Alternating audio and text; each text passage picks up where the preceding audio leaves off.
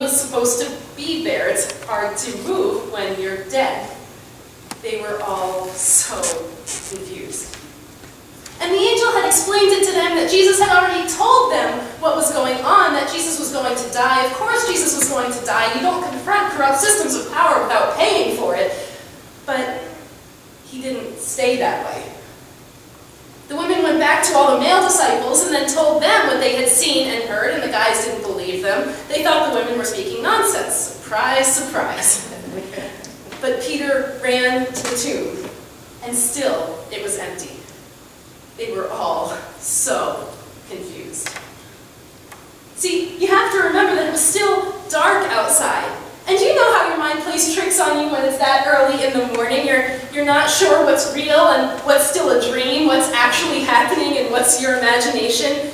And by that morning, they had known a few things. There were certain things that they knew. They knew that Jesus had died. They had seen that happen. They knew he was in a tomb because they had helped carry him. They knew that there was a huge stone in front of him, and they didn't know how they were going to move it. Jesus, as they knew him, was gone. That's what they knew. But what they had forgotten on that groggy-eyed early morning was that resurrection is also a part of this story.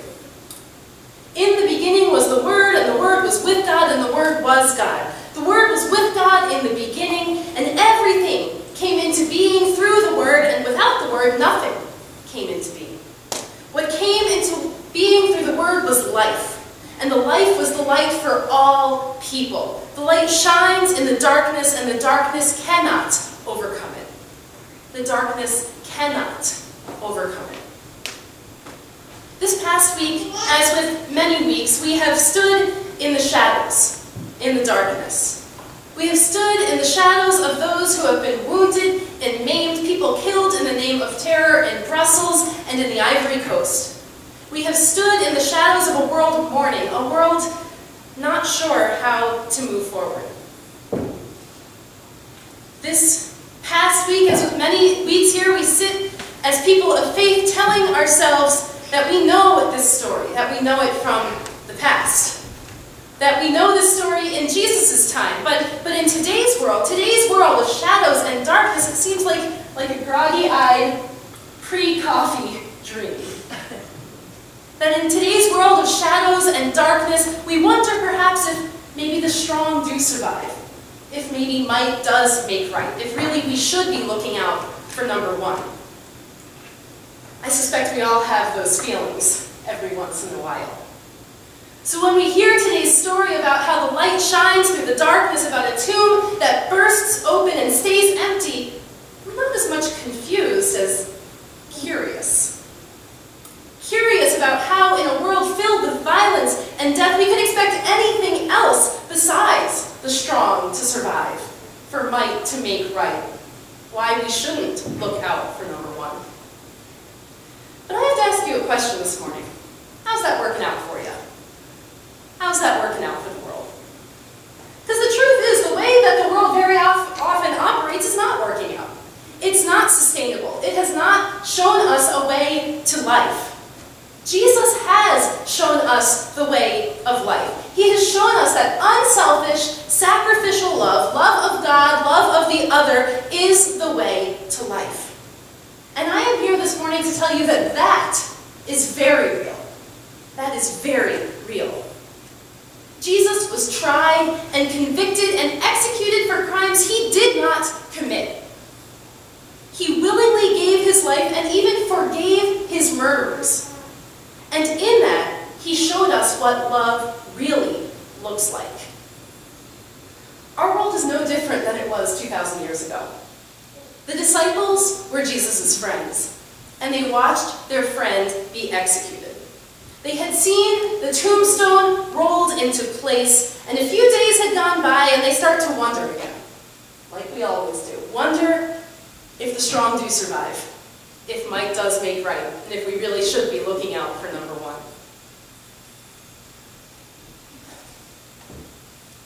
You know, something really caught me while I was reading our Easter story this morning. In the Gospel of Mark, it says that the women, they ask an obvious question. They ask, who's going to move the stone that's in front of the tomb? They know that there's a guard outside to ensure they don't get in, and they say, so who's going to move that stone for us?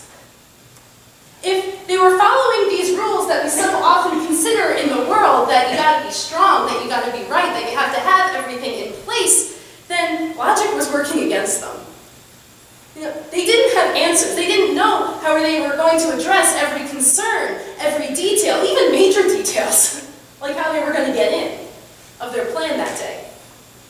And that didn't stop them from doing what they saw as an act of love, because they had seen and shown how sacrificial, unselfish love was the way to life. So even without all the answers, trusting that God would show up, they went to the tomb, that place of death and despair, and thought they would still face it head on. And God showed up. Something unexpected, something undreamed of had happened. Their world was turned upside down, which we know is really right side up. And by going to the tomb, by performing their act of love, they saw what God had known all along, that love wins, that love is the way. I have lost my spot in my sermon. Jesus has risen from the dead. Through love, we see God transforming this world, and we are a part of God transforming the world. Death and despair are not the end of the story. Love has won. Love is the way. Trust God, follow God, believe in God, because resurrection is real. The resurrection announces that God has not given up on the world, that this world matters. This world that we call home, this world that God is renewing and restoring and redeeming, has value. This world has value not just because of the past. Why do you look for the living among the dead? The angel says. This world has value because of our future. A future where God is alive and God is active in our very selves and around this whole world. The women went to the tomb without having all the details figured out.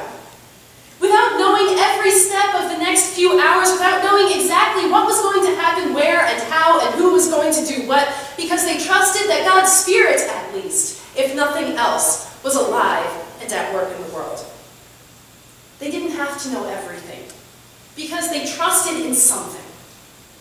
Even in the midst of grief, even in the midst of despair, they trusted that they were not alone.